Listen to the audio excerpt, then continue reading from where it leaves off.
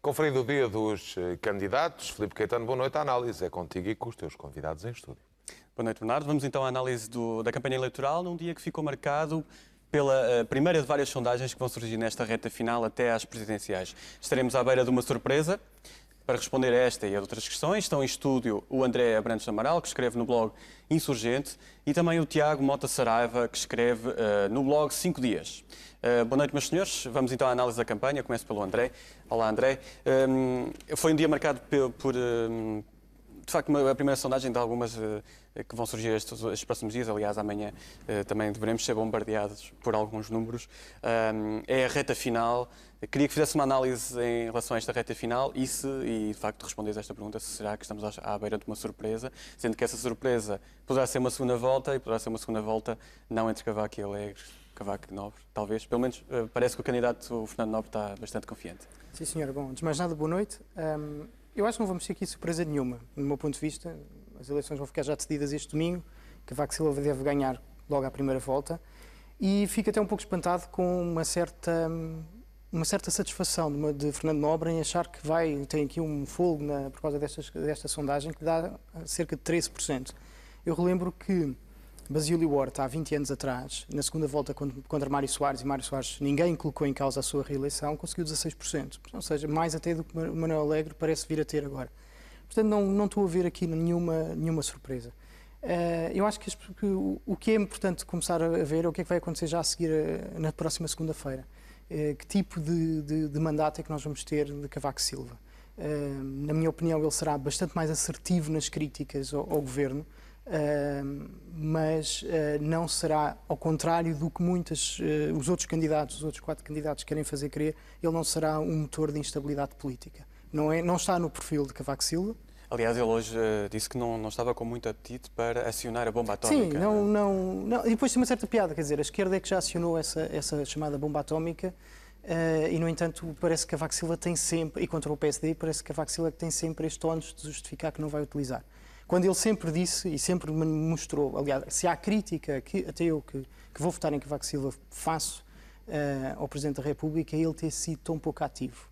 Eu julgo que ele vai ser mais assertivo nas críticas, mas não vai ser um motor de instabilidade, porque essas críticas vão terminar no momento em que o Governo, este ou outro qualquer, reconhecer a realidade, ou seja, reconhecer que tem que fazer as reformas que vão ser impostas pela Europa, nunca será pelo Presidente da República, não há sequer necessidade. André, suspeito que o Tiago tenha uma perspectiva totalmente diferente dessa, mas é exatamente para isso que nós estamos aqui, para haver este confronto de ideias e também mostrar ao público que existe até aqui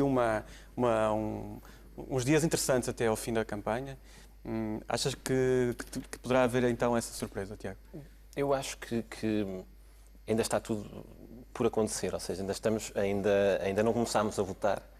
E o que me parece, desde já claramente, é que as sondagens, para além de um pouco à parte esta da Marktest, que tem algumas questões de configuração, pelos quais, por exemplo, ter tido apenas 180 pessoas que responderam ao inquérito, portanto, e das quais 42% estão no interior norte e litoral norte do país. Portanto, e que formam, de facto, e que sabemos que são zonas centrais da direita.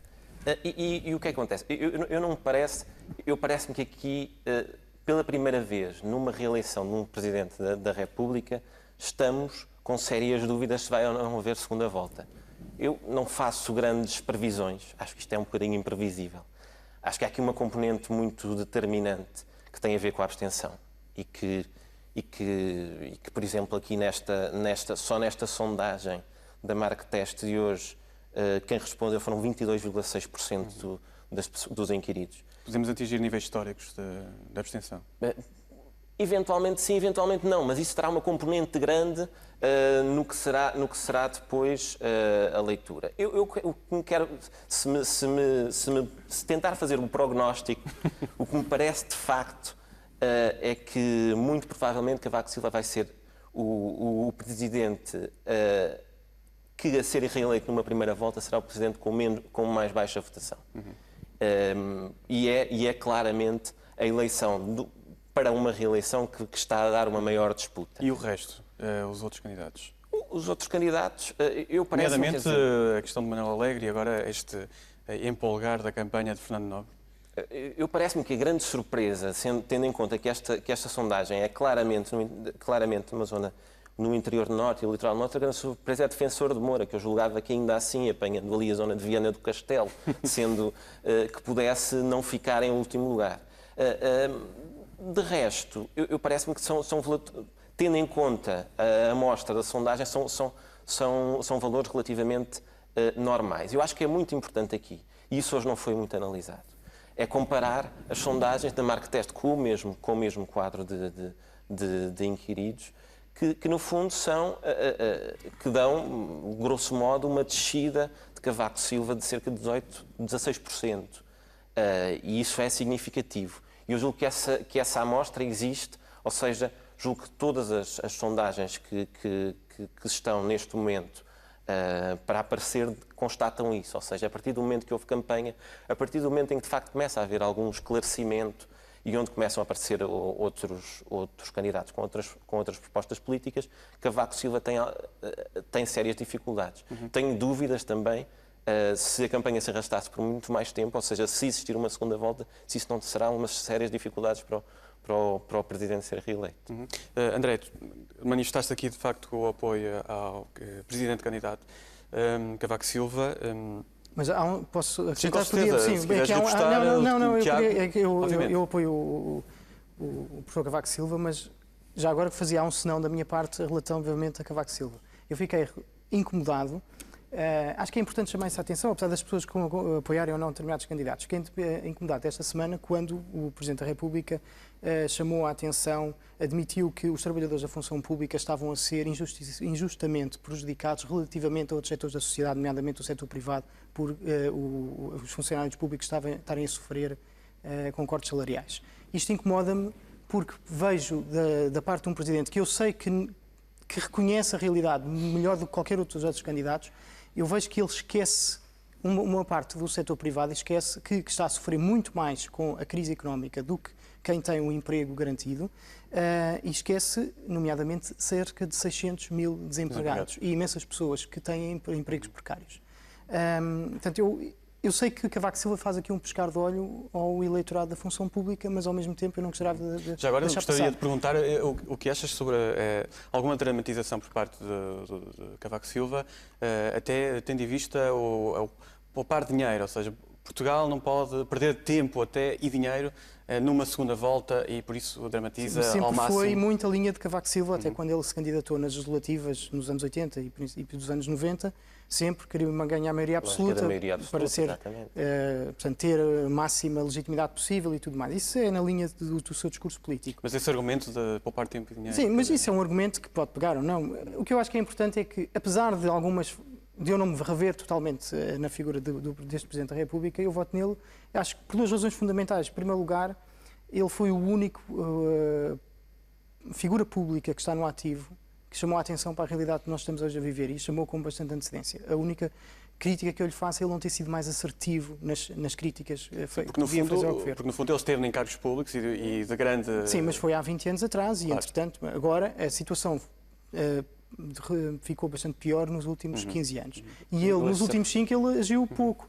E, por outro lado, que é uma razão, acho que para mim, bastante importante em votar em Cavaco Silva, é que os outros candidatos, no meu ponto de vista, são bastante maus. Quer dizer, não vivem no mundo... Pelo menos não vivem no meu mundo. Eu queria perguntar se ao eles vivessem Tiago... no meu mundo, ainda sequer conseguia perceber o que é que queriam dizer. Se queres também manifestar o teu voto em alguém, já agora que estamos aqui a fazer revelações. Eu sou apoiante do Francisco Lopes, portanto, não... Mas o André dizia que não vê nos outros candidatos, que não vive no mundo dos outros candidatos. Não, eles é que não vivem no meu. Exatamente. Tu, obviamente, reveste na candidatura de Francisco Lopes e é algo completamente diferente de um mundo, por exemplo, Cavaco Silva. Sim, quer dizer, eu acho que se aspira a ter uma leitura, todos os candidatos fazem uma leitura do país que é uma leitura que é deles. Agora, o que me parece algo estranho é esta lógica de Cavaco Silva de alguma forma se desresponsabilizar, dizendo que terá avisado uma ou outra vez para uma outra situação sobretudo na área das finanças. Aliás, a última campanha de Cavaco foi sobretudo centrada na ideia que, estando ele como Presidente da República,